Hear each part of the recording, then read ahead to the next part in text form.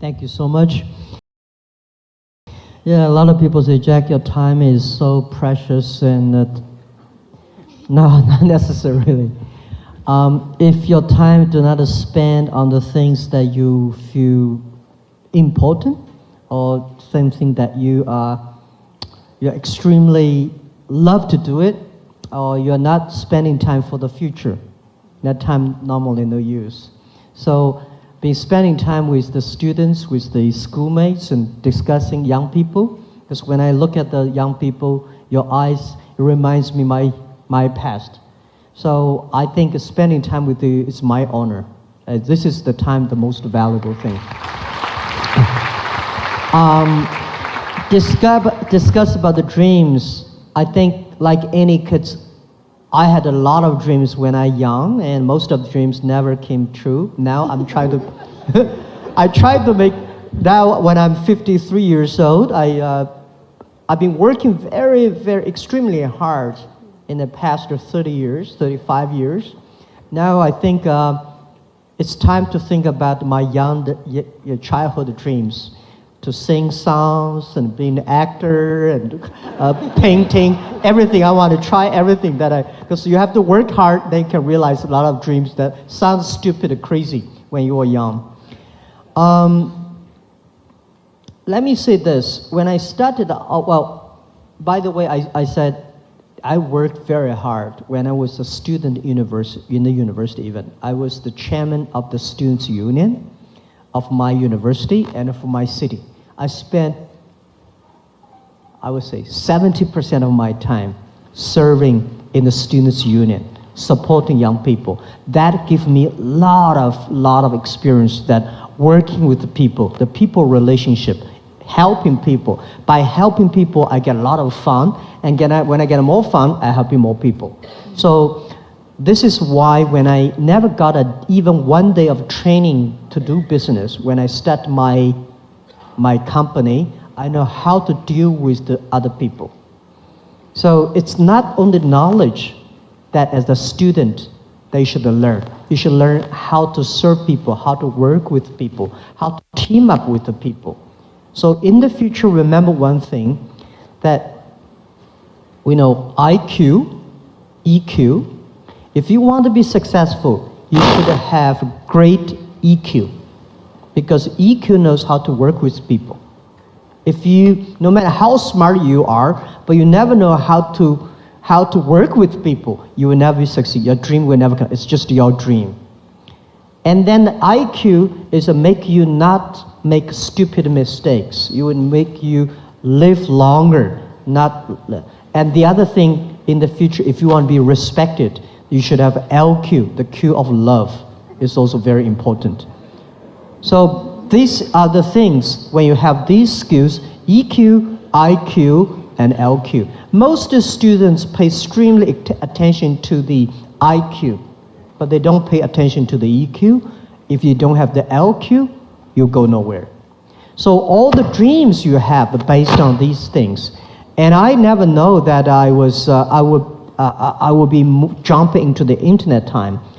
And when I jump in the internet time, when I started my career, the 1995, I studied internet in China, and terrible years for 4 years, made a lot of mistakes, and stupid mistakes, and partner, and all in a wrong way. 1999 was when I started Alibaba. I told my team that we may not succeed, but somebody will. And I never know, and we never realized after 18 years, we can achieve that much. So if it is your dream, you can never go far. If it is a group's dream, you can go further. So I make our Alibaba dream, not my dream, it's a dream of 18 founders. Later it became a dream, today it became a dream of 60,000 people. And we make the dream, try to making sure that everybody, our dream is to enable everybody can realize their entrepreneurial dreams through the internet. So young people, remember, don't worry about it, is that a silly dream? No, if you really believe it, it's a great dream. So believe something that you're really passionate about. Don't believe it because the other people think it is important. I never think, when most people like it, I don't like it. When most people don't like it, I will think about it. This is that you make yourself unique. You are you. And doing business is about, do anything is about be, because you are so unique. There are about 7 billion people in the world, but there is only one you. That's what we think. Yeah. So, Dr. Ma, a lot of young people and a lot of students have a hard time sort of sticking to their dreams. So after one failed class or one failed acting audition, they immediately get discouraged. So what advice can you give to young people so that they can continue sticking towards their dream even in spite of all the obstacles? Yeah, one thing, when you have a dream, you have to think one thing. The dream is great. The thing behind the dream is tough. Right? So when you want a dream, is that you have to ask yourself, what do you want to sacrifice? Not say, I want to do anything to get my dream, but you know, what are the things you really want to do? You have a failure, you have mistakes, people don't like you, people don't team with you, you know, all the stuffs. When you have a dream, you have to think the backside of the dream very clearly. So everybody ask yourself, what do you have? Right? And what do you want? And very important, what will you give up? If you don't think about what will you give up, you will not have what you have. So when I start my business, I know internet 1995, 90s, nobody believed internet in China will happen. So if I want to sell my products, I know today as a salesman, I go out, 10 people. If I talk to 10 business people are always say no. Why people want to help you? People say, nobody help me. Why people should help you? People help you, that is extremely you're lucky. People don't help you, that's very common. So when you go out, nobody have a deal with you, you say, yeah, I'm right, nobody deal with you. If you got one deal, you should be honored, extremely happy because you are extraordinary. So don't be discouraged when people don't help you. Why people should help you? You should earn the right to be helped. Right? So when you have a dream, you have to ask, what are the things you want to pay for the dreams? Okay. So that's a very interesting perspective, Dr. Ma, really understanding what you're willing to give up. Now we want to talk about this role model that you've always often talked about in a lot of your interviews, Forrest Gump. Oftentimes you cite this quote from that movie, "Life is a box of chocolates." But with that, we wanted to know more about how you stumbled upon Forrest Gump and what kind of different perspective in the world has watching that movie given to you. Yeah, that's a very interesting question. The day I watched the Forrest Gump was in a friend's home in Seattle. And that week was my most frustrated, dismayed period. I was so upset, I was cheated by my friends, and I failed like 5 projects, all failed. Yeah. So I almost to say, well, you know, because the people I work with, they are very smart. And we know that internet was not easy in 1995, 1996, 1997, but when we did not realize it's so tough. Then I happened to be in Seattle, in my friend's home, and he had a video, the Forrest Gump, we watched that. That evening, and I watched the movie, I say, we have to stay foolish with our dream. Don't think we are smart. We have to stay foolish with our dreams, and we have to continue. Be simple. Like Forrest Gump is very simple. He's not a smart guy. He continued to do running.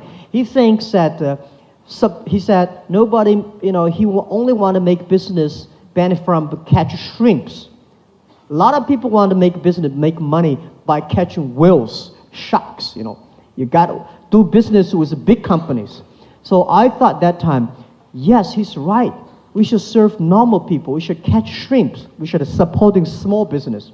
So be simple, stay foolish, and no matter what, just to continue. And do not complain others. Only complain yourself. Checking, what's the problem with me? Did I change myself? Later I found a lot of people fail because when they fail, they always complain about the others. That's his fault, that's that problem, that problem. And only those people always check their own problems. These people survive. These people succeed. For years, for part of 18 years, I don't think Alibaba may complain a lot. If you complain, you have to have a solution. If there's no solution for complaint, don't complain. Right, that's it. So in the movie Forrest Gump, you talked about the shrimp, right? There were basically days before they finally caught that big haul of shrimp. So Forrest had to go through a lot of failure before he got success. With that, you've always said to young people that they should be able to learn more from their failures rather than their successes. What do you think the types of failures young people make that they should learn the most from? Oh, yeah. Let me tell you that one day I was reading a biography of general after Second World War. And I feel impressed not is how much victories, successful battlefield that he achieved. I think, well, if I were young man at that time, I could do better. But I was impressed by how many suffers, the terrible experience that he survived. That surprised me. The grandfather always tell us, Jack, I've been doing that much. I made a lot of mistakes. I'm still surviving. I said, wow.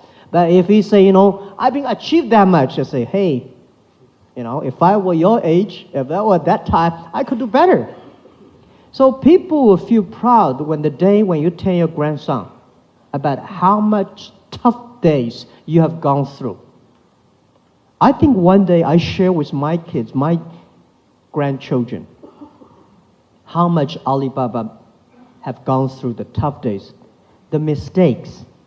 Doing business is just like go to the battlefield. The survivor wins. No matter how brave you are, you're dead. People forget you within 3 days. But if you survive, you always have chance. And go to battlefield is that an experienced soldier know that how to hit himself and then fight. Young soldiers just to go out to fight. There are different reasons for success. There are various reasons for one person to be successful, but there are almost the same reasons for people who fail. Greedy, right? Wrong team, run too fast, with too much money. By the way, you will never make big mistakes where you don't have money. Right? So people say, if I have money, I'm going to do a big business. No. Remember that all the mistakes the other people made, you will make it. So you have to learn, if you want to be successful, learn the mistakes the other people learn from the mistake the other people made. Not because you will avoid these mistakes, because you know how to face these mistakes and troubles when these things come. Right? When you suffer a lot of mistakes, we say, wow, this guy's coming, these mistakes come. How the Jack Ma did it, how Bill Gates did it, how Obama did it, when the tough day comes, it's not because you can avoid it, because when the problem comes, how you face it. With great attitude, then you succeed. Yeah. Dr. Ma, other than that, I think one time you also mentioned that giving up is possibly one of the biggest failures that a person can do. But I think when it comes to young people, oftentimes we have our crazy dreams and we try to seek advice from older people or more experienced people who sometimes tell us that's not gonna work, or this is how you make it work. How do we make it happen such that we still continue our dreams, but at the same time we take criticism, but we don't give up? Because more often than not, that's what happens. Yeah, if you have a crazy dreams, don't talk to your grandfather.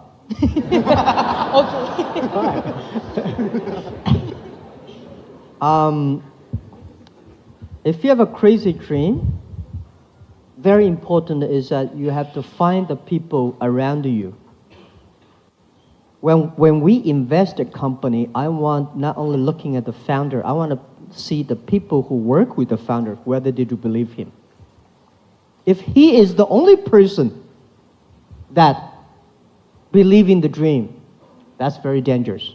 He's not a crazy dream, he's a crazy person. But you have to find a group of people who are all believe, they're all crazy, something interesting there. Right? Because it's easier to make one person crazy, but if you make the whole team crazy, something interesting. This is what I did early days of Alibaba. I made a speech in America, talk about the value, mission, and management way of running an internet company. That was very early, 2001-2. There is a guy, an American guy, sitting there saying, hey, this is a crazy guy. Internet have to survive first, to make profit, revenue, forget about kind of value, mission, and teamwork, and this is all lies. He said, you're crazy. I say, sir, welcome to Alibaba someday. So he came to Alibaba, spent a few days. The day when he left, he said, Jack, I thought you were crazy. Now I found 100 crazy guys in your company. Because we believe what we are doing. Yeah. It's easy to make you believe. But if you can make a group of team believe and continue to do it, that's it. So I think if it's crazy or not, the only testing is the idea. If you want to make a company, it sounds crazy, your customer love it. If the customer like it, your team like it, you know it's not crazy. If the customer does not like it, do not like it, your team don't like it, forget about it. You have to change yourself. Even if you have a crazy ideas, don't believe you are always right. You have to learn. Alibaba in the past 18 years, we have changed at least 18 big major changes. We are not the Alibaba last year. Every year we are different company. Yeah. Right. So you have to change all the time to be sure that we don't care about how the other people say you are crazy. We care about, is this something really different? Really make the difference. That's what we care about. So a lot of the students here are young entrepreneurs themselves, and they have a lot of crazy ideas, and they want to make those ideas happen. Since you're the UNCTAD Special Advisor for young entrepreneurship and small businesses, what do you think the role of young entrepreneurs and small businesses are in the country and help making the country grow? Good. When you have an idea you want to do it, the first thing advice I give you is think about what will you give up. Right? And next thing I want to give advice is how many years you want to reach for that goal. A lot of people say, I have this idea, I want to succeed next month, or next year, or next week. Forget about it. There's no such opportunity in this world that you can succeed next week. There's no better opportunity that can succeed next year. Because young people, most people like me, right? 18 years ago, we don't have money, we don't have technology, we don't have relationship, we don't have any powerful person supporting us. I started my business, 18 people, we only gather 50,000 US dollars. 18 people together in my apartment. So we don't have anything. And when I started Alibaba, when I started my internet business, year 1995, I started with 2,000 US dollars, borrowed the money from my relatives and friends. That was started. But I know one thing. People like us don't have money, technology, don't have any relationship or anything. We know we win for the future. I know if I start to do it, 10 years later I will win. And in the 10 years, what I will give up, who I will partner with, what the things will be differently. How can I live longer and instead of live happier? So the world is very interesting. If you want to live happier, you may live very short. If you want to live longer, life is very tough. Okay, you have to exercise every day, right? So this is the life balance. So young people, when you have a dream you want to do, and think about how many years you want to make this thing happen. If you think it's about 3 years I can be successful, prepare for 10 years. If you think I have 5 years to succeed, prepare for 15 years. And then if you think 10 years will succeed, you may succeed in 8 years. So you should have a long preparation, determination. And these are all the things you have to think about. There is no great opportunity that will make you succeed next week, next month, next year. There is no this fancy great ideas. That's really crazy. Yeah. I think I speak for Mikey and everyone here. This might have been 20 of the most insightful minutes of my life and our lives. So thank you very much for sharing your knowledge and experience with us. Thank you. On behalf as well of everyone, thank you very much. So we'll remember that to find out what we're willing to give up. Make sure not just IQ, but EQ and LQ as well. And lastly, never ever stop believing in our dreams. So thank you very much, Mr. Ma, for your time. And thank you on behalf of the students of De La Salle University. Thank you very much. Hello, Jack Ma, now Dr. Jack. First of all, I'd like to thank Dr. Jack for an insightful discussion earlier. We were talking about a framework that I've been doing with the government for the past so many years, which focuses on mentorship, money, and market. The three most powerful M's in really helping our micro and small entrepreneurs. And I invited about 50 entrepreneurs here, most of them from the brick and mortar business. A number of them are in the digital economy. 3 of them are quite successful, and they will share their insights and questions with you. And I think the brick and mortar are here because they're scared of the changing landscape, the destruction that is happening in the way things are happening. So I wanted to ask you, do the old economy or the brick and mortar businesses have to fear that much? What is their solution to preventing themselves from disappearing? Yeah, I think the old economy should not fear, but they should change immediately. The past 20 years, internet technology changed the world, but it will speed up next 30 years. And every 3 years, it's just like 30 years. So if you do not start to change, it's going to be tough. It's going to be really tough. I'm not scaring people because I've been doing that in China for years, telling people that the new business model. So just like the older days, if you're using horses and buffaloes and the other guy use electricity, you don't have a chance at all.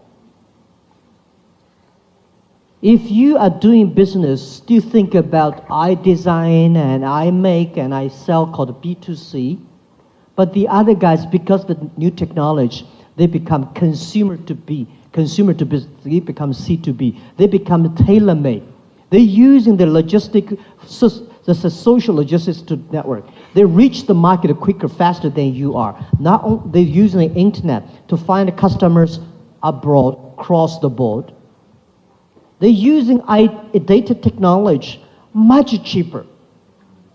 You don't have a chance to win. So I think, please change quickly. It's not a competitor killing you. It's the future kill you. If you kill yourself, and how you can change, embrace the change. Do not be scared about technology. Technology, I would say today, is so simple and easy. The only thing, spend the time on that. I think because you're an entrepreneur, you're smart enough. If you really sit down together for 3 hours deep learning, it would change. A lot of people just don't like it. I think I don't. The world is so this world is so difficult to change as successful people. Successful people have millions of ways to tell you, I succeed yesterday. So you guys forget. So let us learn from young people. Today, technology, internet technology are so simple, so easy. And most of the internet companies like us, we give you free technology, free services. Why not try free? Young people, because they try free, they succeed. So I would say, don't be scared. Don't be feared. Just to go ahead. If you don't use it, it's just like last century, you refuse to use electricity. It's going to be dangerous. And by the way, it only takes about first 3 years. You were totally different. We talked about the 3 M's. One of the 3 M's was mentorship. LaSalle is a great school. Great, wonderful school.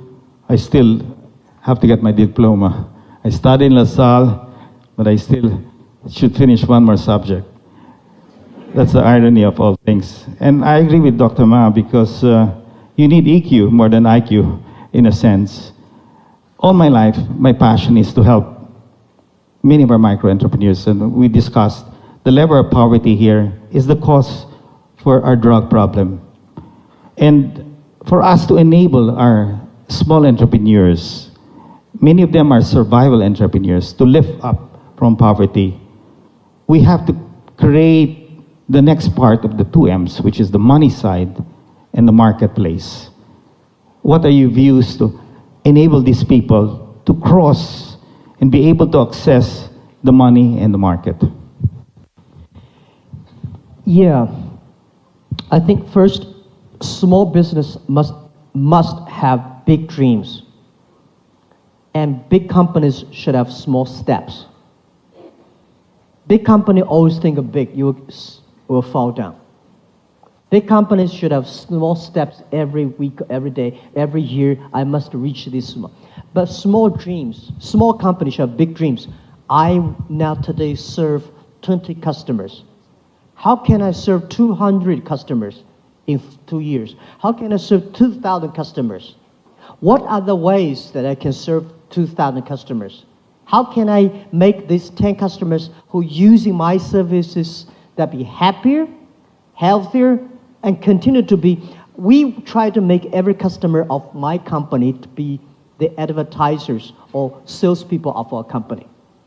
Because in this way, you have to make sure your product's good. But the government should build up the infrastructure of commerce. What is the infrastructure of commerce? Is it the mentorship? We should have a lot of business schools, not necessarily MBAs.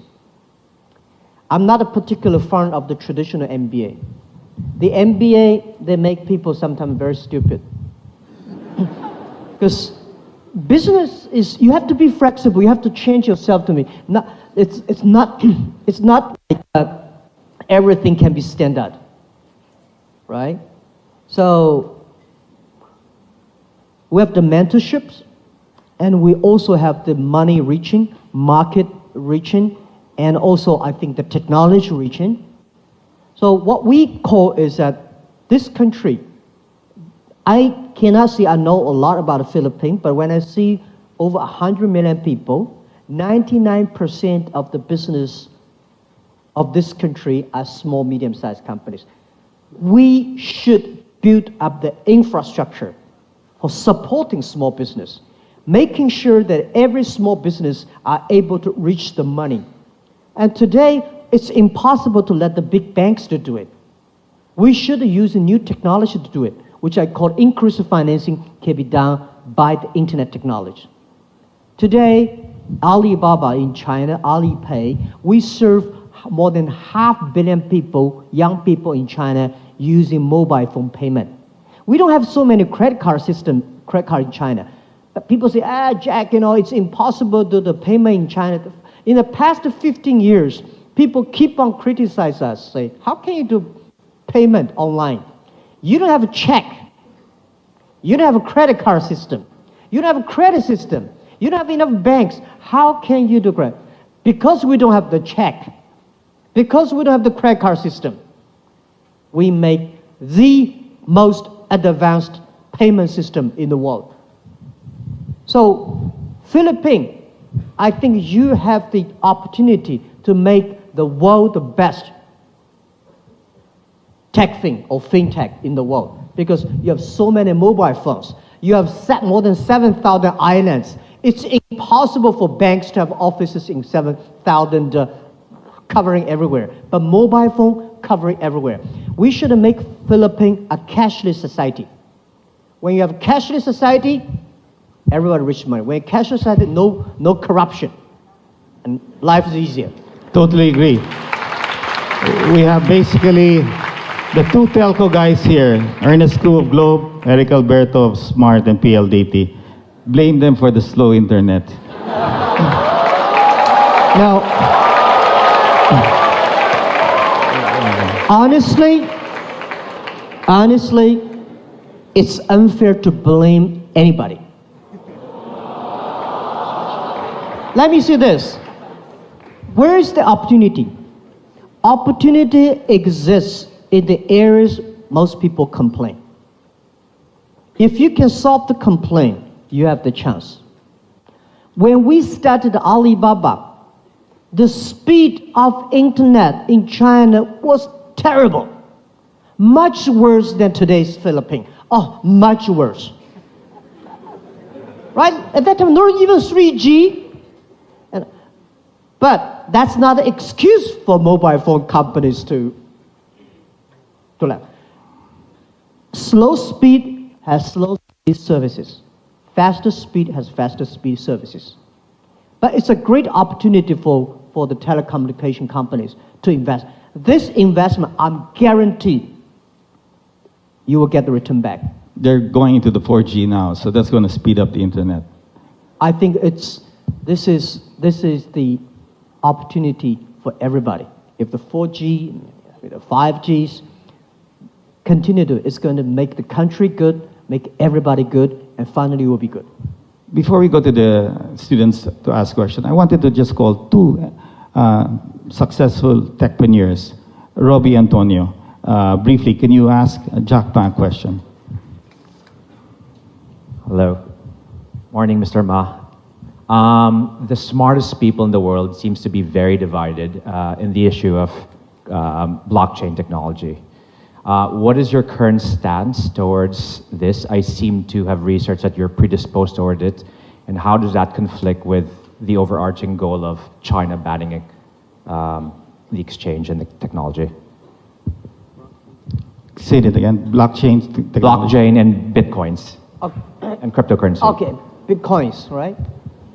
Well, I'm a believer of the blockchain technology. And we have a specific team in the company, Ali Anti-Financing, focused on researching on that. Because we are believer of globalization. We are believer of free trade. In the future, the global trade, global business, globalization, there are a lot of money transferring. What is the safest way? What is the most efficient way to do that? So we put a lot of efforts on that. So I would say, let me say this about technology general-wise. Company like us, we should not win our market by advertising dollars. We should win our market by innovation. Alibaba should not get our profit from the size of the business. We should get our profit from the technology that will be invested inside. We invested heavily 9 years ago, started on cloud computing and big data. Now for financing, we invested heavily on blockchain. But Bitcoin and this, I'm not a big fan of that yet. Let me say this. Company like us, I think last century, If you have a technology, you want to keep it to yourself. Today, in 21st century, if you have a technology, the only way to make you powerful is enable others, even enable your competitors. So we, Alibaba, will spend billions of dollars on technology. And when we spend the money on the technology, we are making sure this technology is inclusive to the others. So blockchain technology is the big investment that we invest in on that. But we, as I say, we also would love to partner with others. Got it. Okay. Robbie basically raised money on his company called Revolution. This is the first Filipino company who valued it at $1 billion US. So congratulations to this guy. Yeah, thank you. I have another very successful tech entrepreneur, Nick Stoliado of Surpass. Nick, can you ask your question quickly? Hi, good morning, Jack. My question is around the EWTP initiative that Alibaba has taken. What are the implications of this for Southeast Asia? And I guess more importantly, for traditional businesses and retailers, how should they view the EWTP, knowing that it can be very disruptive to their current business models? Thank you so much for this question. For EWTP stands for Electronic World Trade Platform. A lot of people don't like globalization. I think globalization did a fantastic job in the past 30 years. They pump up the global trade, but it's a growing pain. It's still a baby, only 30 years old. The problem is that it benefits 20% of the developed countries. 80% of developing countries don't have chance. Young people don't have chance. The globalization in the past 30 years was controlled by 60,000 big companies. We think should at least 16 million or 30 million or 60 million small business, young people should be able to sell. Small business like anybody sitting here, entrepreneurs, Philippines, think about how you can sell your small business here, can sell products to China, to Korea, to Europe. As long as your service is good, product is good, you should be able to compete with any big companies. This is my belief. So EWTP is trying to build up a platform, not organization. I feel sorry for WTO. When you put 200 government ministers in a one room to agree on something, impossible. Right? But if we put the 2,000 business people in a one room, we can agree on something. The only thing we want to do business. So EWTP, we work with WTO, is the 2.0 version of WTO, supporting small business, young people, that we encouraging every government to set free trade zones for small business. There are so many free trade zones in any country, but all these free trade zones are designed for big companies. For small business, if you want to sell things outside the country, the government will never give you 24 hours custom clearance. Big company can, you cannot. So we want to build up a process, a platform, a way of doing business. Then every small business, you can global sell, global buy, global pay, global delivery, and global travel. And you can have a marketplaces online, and this is what we believe. We come here, Alibaba come here to Philippines. Last night, I arrived like at 10 o'clock. We had a meeting, we had a meeting until later 12, for 2 hours discussing how we can build up the infrastructure of doing business in Philippines, the payment system, the marketplace system, the logistics system. When we build up that, the purpose is to making sure these small business can sell their things to China, to the other part, to Malaysia. Now, the EWTP, the first project we launched is in Malaysia. And we hope that every country in Southeast Asia can join the EWTP. Every country have a free trade zones for small business entrepreneurs. There are marketplace rich, there are money rich, logistic rich, mentorship training rich, and IT rich. So they can do business. This is what I want. Anywhere in the world, any young people in any country, open a mobile phone, you can order products from everywhere in the world, and then get the products within 72 hours. And this is the goal that we want to reach in 20 years. And EWTP today, the first sample we're testing in Malaysia, very good. So far, it's very good. So when we have that model, we will bring to Asia any countries if we are interested in. Thank you. And the last question from Mr. Liviste. The youngest entrepreneur we have here, he dreamed of putting solar panels in everybody's rooftop. And how old are you? 24.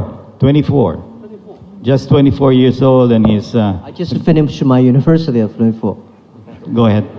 So your mission, sir, to use technology to uplift developing countries is so inspiring.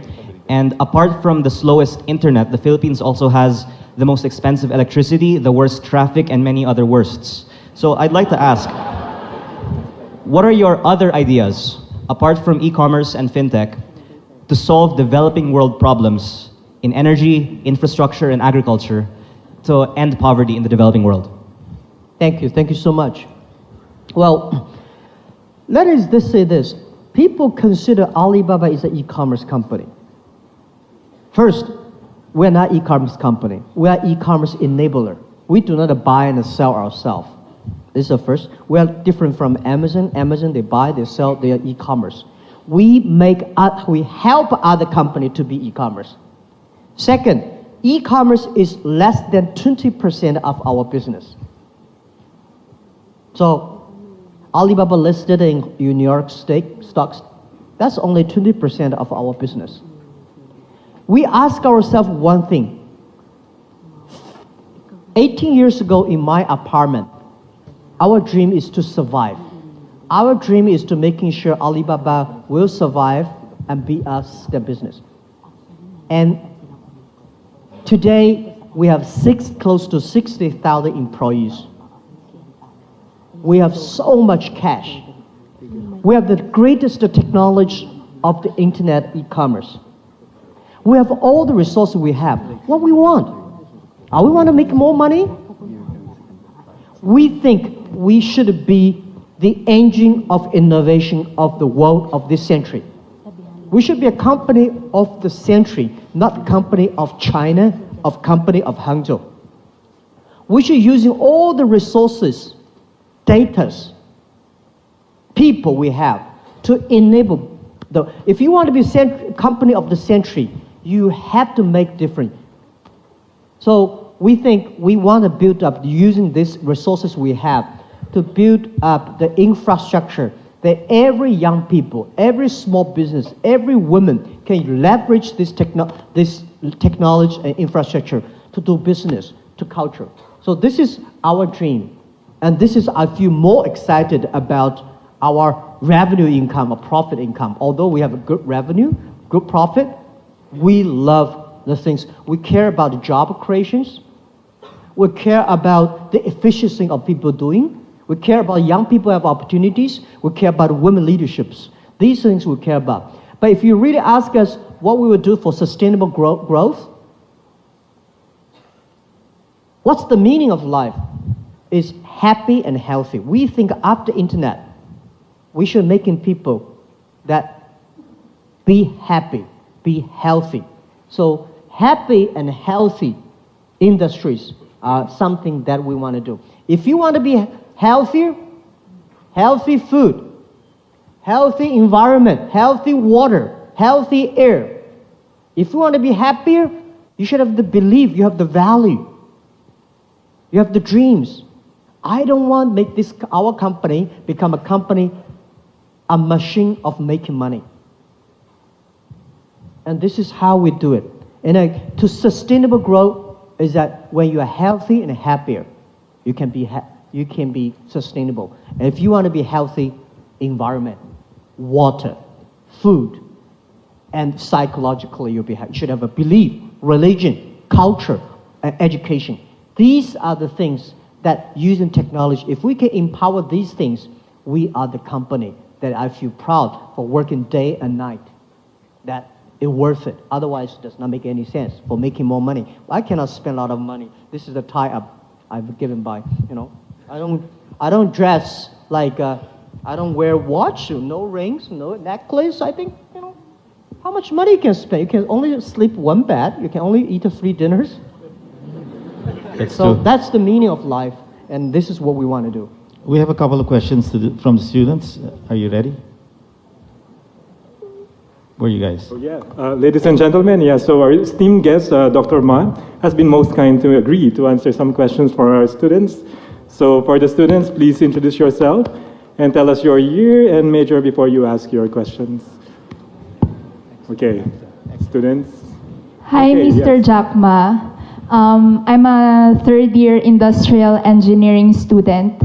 My question is, what would you consider to be your biggest failure in life, and what did you learn from these experience that you can share to us students? Thank you.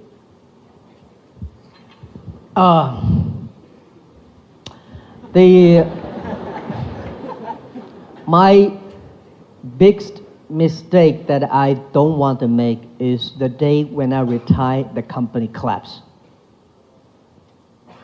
Right? This is what I don't want to see. Because everybody will sick, everybody will get old, everybody will die. We've been working hard for 18 years, and this company want to last 102 years. So we will never see Alibaba is successful because we're only 15, 18 years there, 84 years to go. In the next 84 years, we may have 100 times or maybe 1 million chance we disappear.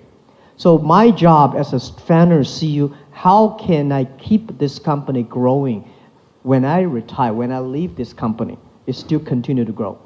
This is why I don't want, when I'm 80 years old, 70 years old, I'm still working the company. I should die on the beaches in the Philippines or not in my office. Because you don't want to see an older guy sitting 18 years old still be the chairman. That won't work. So every day I'm thinking about is, what if I leave the company? The company going to continue to grow. And if I cannot make that thing happen, this is the biggest mistake that I will make. And the lot of mistakes I do is that I can share a lot of ideas. The day when I retire, if I'm good at the writing, I will write Alibaba 1,000 mistakes. Any mistakes, for example, when you raise money, a lot of people when they raise money, the first thing they were looking for a fancy office building and decorated wonderfully, and start to hire great people, especially hire people from multinationals. That's a big mistake I've made. When I have the first $5 million US foundation, I start to hire people who used to work in the vice president of big companies. But when they came, they destroyed us.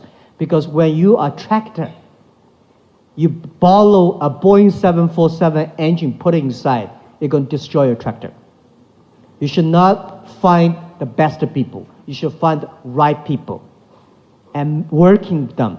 Develop them, make your team the best people. There's no best people in the market. The best people is always in your own company. That's the mistake I learned, and I want to share with you. Thank you.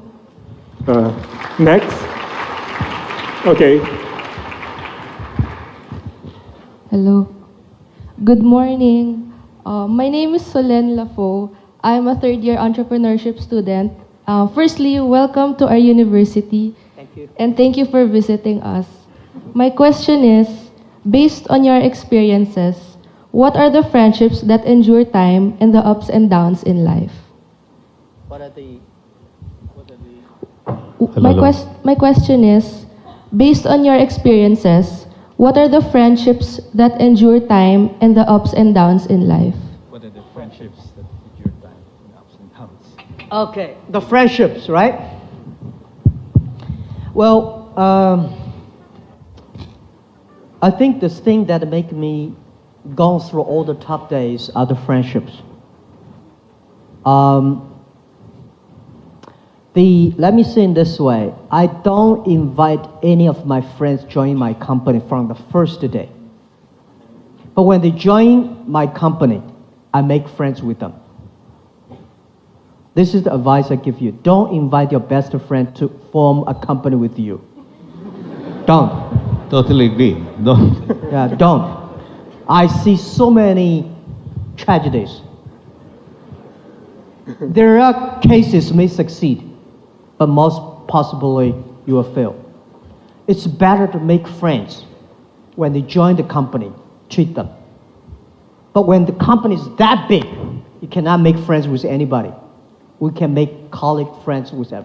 So friends means when I'm in trouble, I talk to them. I talk to my friend, my colleagues' troubles. Even to today, early days, whatever problems I have, the company have, I tell them openly, friend. I trust them, right? What's the wrong? We're gonna run out of money in 3 weeks. So what are you gonna do? Don't shock them by problems. So, friendship means based on trust. My team trusted me, and I trust them. I know my team can do better than I am, and I know they can survive. When they are in trouble, I spend time with them. When I'm in trouble, I found many of my friends came to talk to me. They helped me. Yeah, friendship. Well, the difference between let me tell you this. Business is about a friendship building. Friendship is about trust building. When you don't have friends, you don't have business. When you don't have trust, you don't have friends. That's all the thing. Very simple. Thank you. Thank you. Thank you very much. Next, students, okay.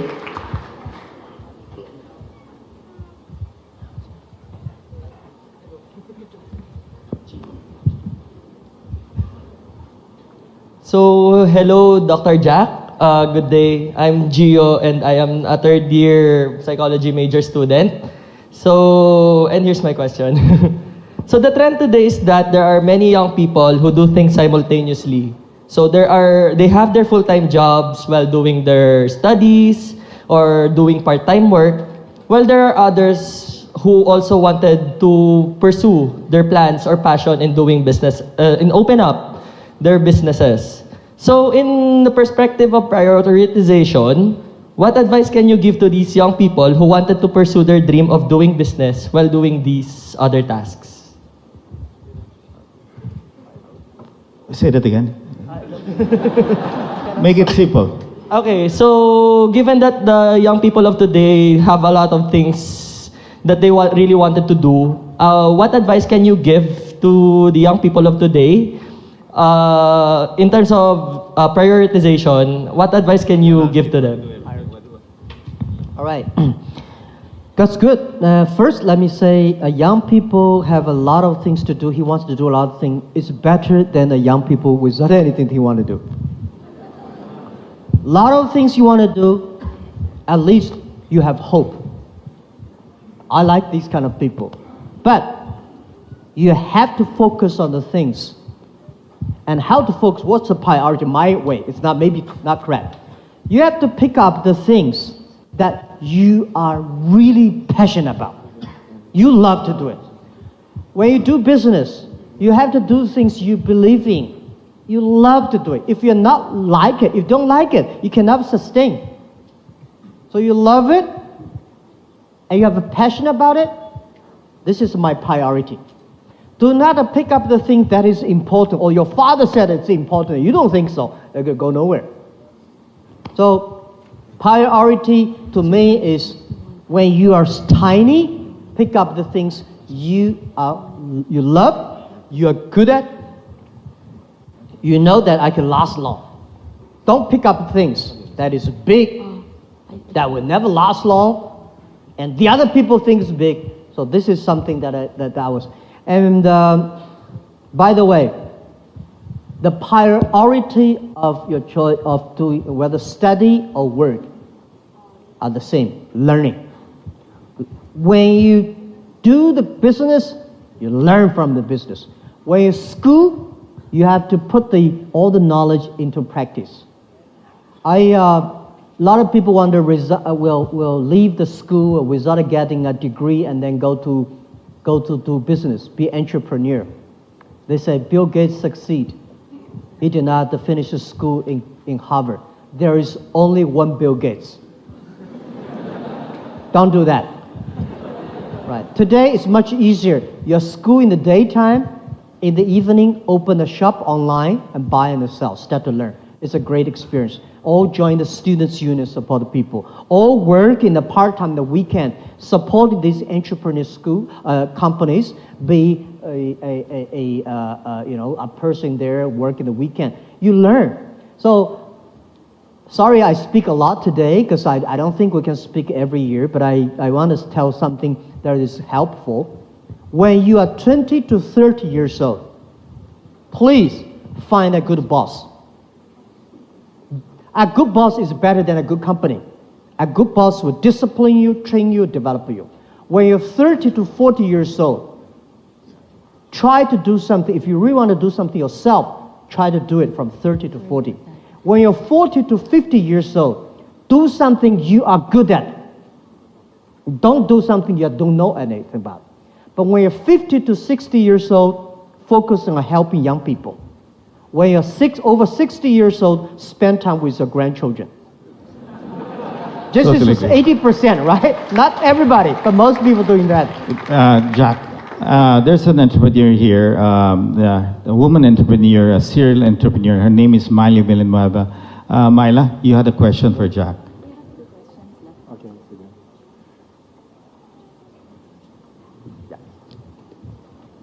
Is there a mic? Microphone. And after this, we have 2 questions left for the students, so please prepare. Hi, good morning, Dr. Ma. Your friend, Masa's son, has raised and is deploying a $100 billion vision fund around companies deploying the power of AI and the Internet of Things, and talks about singularity. I wanted to know whether you agree with him, you talk about it, and what are your thoughts around the area? Okay. Thought on AI? Yeah, I think Internet of Things are the future, and artificial intelligence is such a hot topic. This is something different from the American way of artificial. I don't think artificial intelligence is a good word, proper word. I believe it's called machine intelligence. I think human beings have wisdoms, machine have intelligence, and animal have instinct. Today, the artificial intelligence is trying to make machine think like a people. Human beings only know 80% of their brains. And how can you make a machine to learn from the 80%? And for example, when we judge people, we use human eyes, we take pictures, we analyze. Why machine should take the picture, analyze like human being? Machine should have its machine ways. So I think today artificial intelligence in the Western it's good direction but the wrong way. And Alibaba focus on machine intelligence. Machine should do things that human being cannot do well. Machine should learn like human beings, but machine will never be able to think like human beings. Human beings have the belief, have the religion, have the value. Machine may not have. So what I would say is that all the university, especially primary school, kinder schools, we have to be very careful.